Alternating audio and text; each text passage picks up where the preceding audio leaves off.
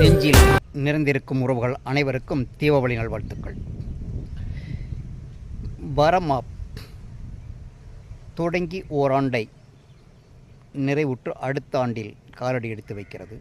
இந்த ஆண்டில் தீபாவளி முடிந்து அடுத்த ஆண்டில் உங்கள் ஒவ்வொரு வீட்டிலும் மருமகளும் புதிதாக வரவேண்டும் என்று தீபாவளி நன்னாளில் வேண்டுகிறேன். நம் குலதெய்வங்களை பிரார்த்திக்கின்றேன். உங்கள் ஒவ்வொருவரோடும் நேற்று பேசுகிற வாய்ப்பு எனக்கு கிடைத்தது. எல்லோரோடும் பேசினேன். எப்படி பதிவு செய்வது, எப்படி பார்ப்பது, எப்படி அவர்களை அழைப்பது என்ற 3 வினாக்கள் உங்களை நோக்கி நான் வைத்தன.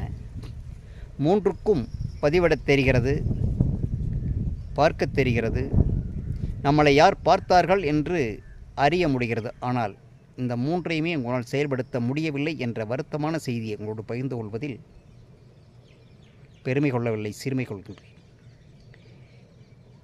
இதில் மரமாப்பில் நிறைய சங்கடங்கள் இருந்தன என்பதை நானும் அறிவேன், நீங்களும் அறிவீர்கள். ஆனால் அத்தனை சங்கடங்களும் அத்தனை தடைகளும் தீர்க்கப்பட்டு புதிய வடிவில் இந்த ஆண்டில் காலடி எடுத்து வைக்கிறோம்.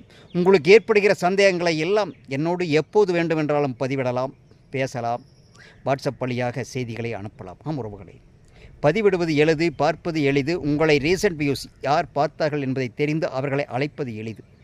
இந்த பணிகளை விரைவாக, அழகாக, சிறப்பாக செய்கின்ற வேலையை நான் எடுத்திருக்கேன். நீங்களும் எனக்கு ஒத்துழைப்பு தர வேண்டும். நம்முடைய குழந்தைகள் திருமணம் நடைபெற இது கண்டிப்பாக வாய்க்கால் அமைக்கும், வழிகளை ஏற்படுத்தும், மாற்றத்தை விளைவிக்கும் என்ற நம்பிக்கையோடு மீண்டும் ஒருமுறை தீபாவளி நல்வாழ்த்துக்களை சொல்கின்றேன்.